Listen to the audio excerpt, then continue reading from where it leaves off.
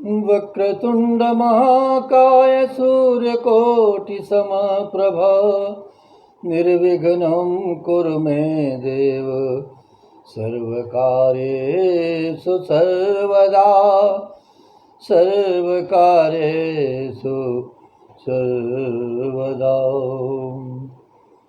ॐ गं गणपतये नमो नमः। श्री सिद्धिविनायक नमो नमः। ॐ गं गणपतये नमो नमः। श्री सिद्धिविनायक नमो नमः। भगवान भोलेनाथ के चरणों में इस मन को लगाते हुए और उनके चरणों को प्रणाम करते हुए श्री गौरी गणेश के चरणों में वंदन करते हुए आइए शिव महापुराण की कथा में आज के इस प्रसंग को श्रवण करते हैं और भगवान भोलेनाथ की कृपा को प्राप्त करते हैं। तो बंधुओं, सदैव आपके जीवन में भगवान भोलेनाथ की कृपा इसी प्रकार से बनी रहे और ये प्रेम, ये आनंद आपके मन में विराजित रहे और मन भगवान भोलेनाथ के चरणों में इसी प्रकार से लगा रहे। इसी प्रयास के साथ में व्यास जी ने कहा है, स्वप्रवर सनत कुमार जी, आपकी बुद्धि बड़ी ही उत्तम है, आप सर्वज्ञ हैं। तात आपने परमेश्वर शिव जी की जो कथा सुनाई है वो अत्यंत अद्भुत है, अकल्पनीय है।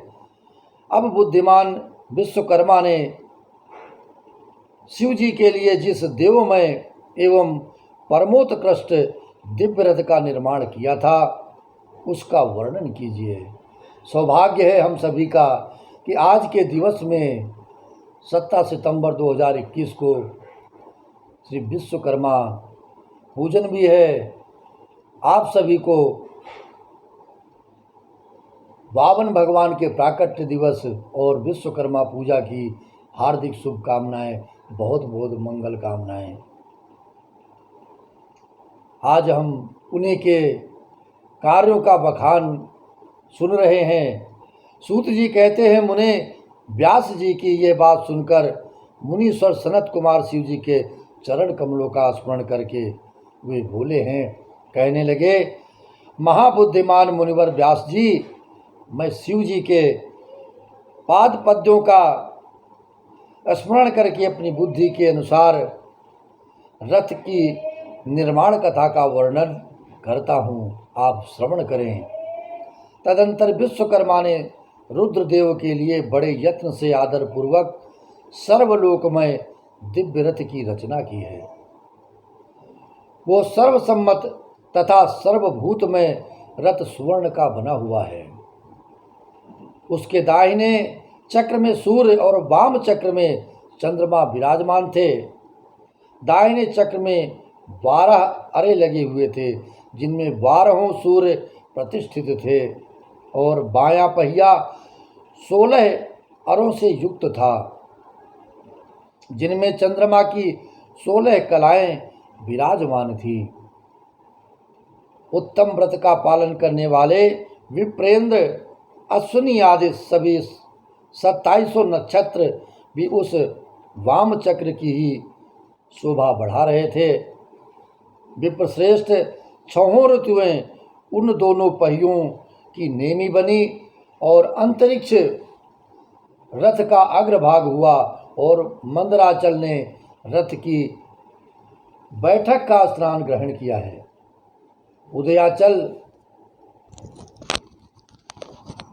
उदयाचल और अस्ताचल ये दोनों उस रथ के कुबर हुए। महामेरु अधिष्ठान हुआ और शाखा पर्वत उसके आश्रय स्थान हुए हैं। संवत्सर उस रथ का वेग, उत्तरायण और दक्षिणायन दोनों लोह धारक मुहूर्त बंधुवर रस्सा, कलाएं उसकी कीले हुई काष्ठकाएं उसका घोड़ा और नासिका रूप अग्रभाग, क्षण, अक्षदंड, निमेष, अनुकर्ष, नीचे का काष्ठ और लव ईर्षा दंड हुए। द्युलोक इस रथ का वरूथ, ऊपरी पर्दा तथा स्वर्ग मोक्ष ध्वजाएं हुई हैं। अब्रह्म ऐरावत की पत्नी और कामधेनु जुए के अंतिम छोर पर स्थित हुए हैं। अव्यक्त उसका ईर्षा दंड, बुद्धि नडवल, अहंकार कोना और पंच महाभूत उसका बल थे।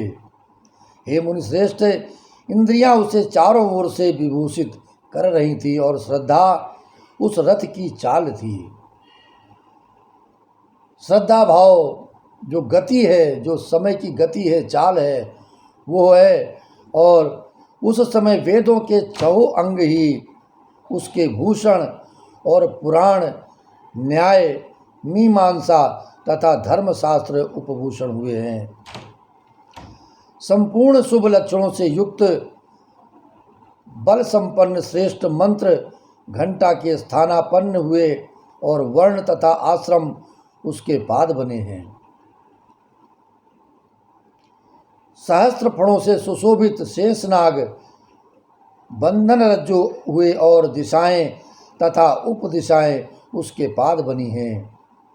पुष्कर आदि तीर्थों ने रत्न जटित स्वर्ण में पताकाओं का स्थान ग्रहण किया और चारों समुद्र उस रथ के आच्छादन वस्त्र बने। गंगा आदि सभी श्रेष्ठ सरिताओं ने सुंदरी स्त्रियों का रूप धारण किया है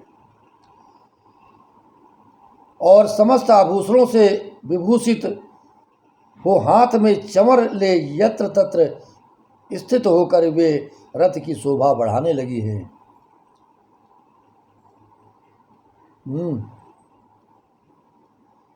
आवाह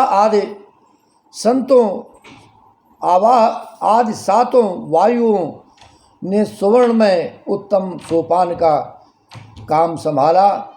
लोकालोक पर्वत, उसके चारों ओर का उपसोपान और मानस आदि सरोवर उसके सुंदर बाहरी विषम स्थान हुए हैं। सारे वर्षाचल उसके चारों ओर के पास बने और नीचे के लोकों के निवासी उस रथ का तल भाग हुए हैं। देवादिदेव महा भगवान ब्रह्मा लगाम पकड़ने वाले सारथी हुए और ब्रह्मदेवत ओमकार उन ब्रह्मदेव का चाबुक हुआ। आकार ने विशाल छत्र का रूप धारण किया है। मदराचल पार्श्वभाग का दंड हुआ। शैलराज, हिमालय धनुष और स्वयं नागराज शेष उसकी प्रत्यंचा बने हैं। श्रुत रूपिणी सरस्वती देवी उस धनुष की घंटा हुई और महातेजस्वी विष्णु बाण तथा अग्नि उस बाण के नोक बने। हे मुने, चारों वेद उस रथ में जुतने वाले 4 घोड़े कहे गए हैं। इसके बाद शेष बची हुई ज्योतियां उन अश्वों की आभूषण हुई। विषय से उत्पन्न हुई वस्तुओं ने सेना का रूप धारण किया है। वायु बाजा बजाने वाले और व्यास आदि मुख्य मुख्य ऋषि वाहवाहक हुए। मुनीश्वर, अधिक कहने से क्या लाभ, मैं संक्षेप में ही बतलाता हूँ कि ब्रह्मांड में जो कुछ वस्तु थी वो सब उस रथ में विद्यमान थी। कोई भी संसार में जो भी वस्तु इस उपयोग में थी, कोई छूटी नहीं जो रथ में विराजित न हुई हो, जिसका योगदान न रहा हो इस रथ में। इस प्रकार बुद्धिमान विश्वकर्मा ने ब्रह्मा और विष्णु की आज्ञा से उस शुभ रथ का तथा रथ सामग्री का निर्माण किया है। सनत कुमार जी कहते हैं, महर्षि, इस प्रकार के महान दिव्य रथ में जो अनेक विधि आश्रयों से युक्त था और ये बड़े आश्चर्य की बात थी। वेद रूपी अश्वों को जोतकर ब्रह्मा ने उसे शिव को समर्पित कर दिया है। शंभु को निवेदित करने के पश्चात जो विष्णु आदि देवों के सम्माननीय एवं त्रिशूल धारण करने वाले हैं, उन देवेश्वर की प्रार्थना हुई है। और ये प्रार्थना करके ब्रह्मा जी ने उन्हें उस रथ पर चढ़ाने के लिए लग गए। तब महान ऐश्वर्यशाली सर्वदेवमय शंभु रथ सामग्री से युक्त उस दिव्य रथ पर आरूढ़ हो गए हैं। मेरे भगवान भोलेनाथ रथ पर विराजित हो गए हैं। उस समय ऋषि, देवता, गंधर्व, नाग, लोकपाल और ब्रह्मा विष्णु भी उनकी स्तुति कर रहे थे। ओम नमः शिवाय, ओम नमः शिवाय, ओम नमः शिवाय। गान विद्या विशारद अप्सराओं के गण उन्हें घेरे हुए थे। सारथी के स्थान पर ब्रह्मा को देखकर उन वरदायक शंभु की विशेष शोभा हुई है। लोक की सारी वस्तुओं से कल्पित उस रथ पर शिवजी चढ़ ही रहे थे कि वेद संभूत वे घोड़े सिर के बल भूमि पर गिर पड़े हैं। पृथ्वी में भूकंप आ गया, सारे पर्वत डगमगाने लगे। सहसा शेषनाग शिव जी का भार न सह सके, इस कारण से आतुर हो कांप उठे हैं। तब उसी क्षण भगवान धरणीधर ने उठकर नंदीश्वर का रूप धारण किया है और रथ के नीचे जाकर उसे ऊपर की ओर उठाया है, सहारा दिया है कि रथ रुका रहे, हिले नहीं। परंतु नंदीश्वर भी रथारूढ़ महेश के उस उत्तम तेज को सहन न कर सके, अतः उन्होंने तत्काल ही पृथ्वी पर घुटने टेक दिए हैं। तत्पश्चात भगवान ब्रह्मा ने शिव जी की आज्ञा से हाथ में चाबुक ले घोड़ों को उठा करके उस श्रेष्ठ रथ को पुनः खड़ा किया है। तदंतर महेश द्वारा अधिष्ठित उस उत्तम रथ में बैठे हुए ब्रह्मा जी ने रथ में जुते हुए मन और वायु के समान वेगशाली वेदमय अश्वों को उन तपस्वी दानवों के आकाश स्थित तीनों पुरों को लक्ष्य करके आगे बढ़ाया है। तत्पश्चात लोकों के कल्याणकर्ता भगवान रुद्र देवों की ओर दृष्टिपात करके कहने लगे कि हे सुर श्रेष्ठों, यदि तुम लोग देवों तथा अन्य प्राणियों के विषय में पृथक पृथक पशुत्व की कल्पना करके उन पशुओं का आधिपत्य मुझे प्रदान करोगे, तभी मैं उन असुरों का संहार करूंगा, क्योंकि वे दैत्य श्रेष्ठ तभी मारे जा सकते हैं, अन्यथा उनका वध असंभव है। इस प्रकार से सनत कुमार जी ने अगाध बुद्धि संपन्न देवादिदेव भगवान शंकर की ये बात सुनकर के सभी देवता पशुत्व के प्रति सशंकित हो उठे हैं और जिससे उनका मन खिन्न हो गया। तब उनके भाव को समझकर देवदेव अंबिकापति शंभु करुणाद्र हो गए। फिर वे हंसकर उन देवताओं से इस प्रकार कहने लगे। शंभु ने कहा कि देवश्रेष्ठों, पशु भाव प्राप्त होने पर भी तुम लोगों का पतन नहीं होगा। मैं उस पशु भाव से विमुक्त होने का उपाय बतलाता हूँ, सुनो और वैसा ही करो। समाहित मन वाले देवताओं, मैं तुम लोगों से सच्ची प्रतिज्ञा करता हूँ कि जो इस दिव्य पशुपत व्रत का पालन करेगा वो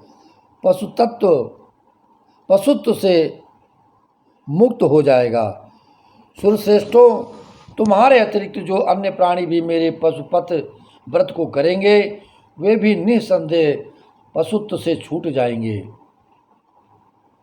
जो नैष्ठिक ब्रह्मचर्य का पालन करते हुए 12 वर्ष तक, 6 वर्ष तक अथवा 3 वर्ष तक मेरी सेवा करेगा, अथवा वो पशुत्व से विमुक्त हो जाएगा। इसलिए हे श्रेष्ठ देवताओं, तुम लोग भी इस परमोत्कृष्ट दिव्य व्रत का पालन करोगे तो उसी समय पशुत्व से मुक्त हो जाओगे, इसमें कुछ भी संशय नहीं है। इस प्रकार से भगवान भोलेनाथ ने एक और लीला रची है, सभी के कल्याण के लिए मार्ग बताया है और व्रत का पालन करना बताया है। व्रत हमारे जीवन का आधार है, हमारे धर्म का आधार है। आज प्रवर्तनी एकादशी का दिवस है। आप सभी को इसकी भी बहुत बहुत मंगल कामनाएं, शुभकामनाएं। व्रतों में अपने मन को लगाते हुए, अपने शरीर को भी साधते हुए व्रत रह करके हमारा मन पवित्र होता है, आनंदित होता है। और एक दिवस का भी व्रत जब हम धारण करते हैं तो होता क्या है कि उस दिवस में, उस पूरे दिवस में प्रातः काल से संध्या काल तक उस देव का स्मरण हमारे इस अंतरात्मा में बैठे प्रभु के मुख से स्वयं चलता रहता है, स्मरण होता रहता है कि आज हमने अमुक देव का व्रत रखा है और अमुक देव के चरणों में अपने को आज समर्पित किया है, निस्वार्थ भाव से समर्पित किया है। और आज पूरे दिन हमें उनके भजन में, उनके चरणों में अपने मन को लगाना है और निस्वार्थ भाव से कहीं भी किंचित मात्र किसी भी देव से, किसी प्रभु से, किसी भगवान से हमें यह मन में विचार करके व्रत और पूजा नहीं करनी चाहिए, क्योंकि वो देव, वो प्रभु हमारे अंतरात्मा में स्वयं बैठ करके हमारा क्या अच्छा है और क्या बुरा है वो स्वयं जानते हैं। कि बंदे के दिल में क्या है, इस भक्त के दिल में क्या है, मेरे राम जानते हैं। बंदे के दिल में क्या है, भक्तों के दिल में क्या है, महादेव जानते हैं।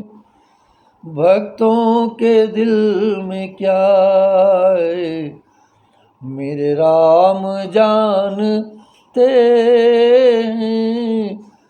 भक्तों के दिल में क्या है।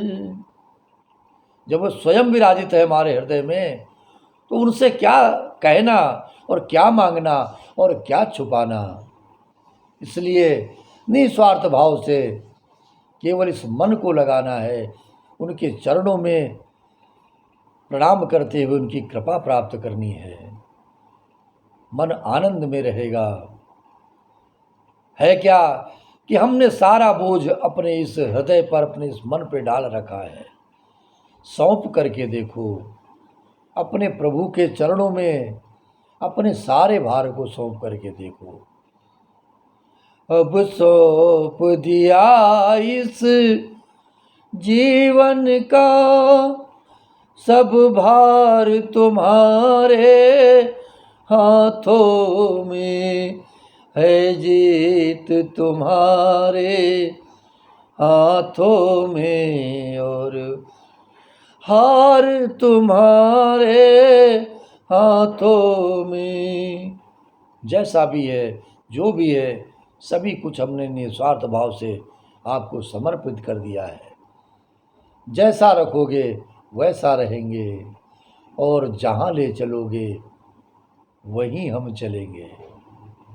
हर हर महादेव, हर हर महादेव।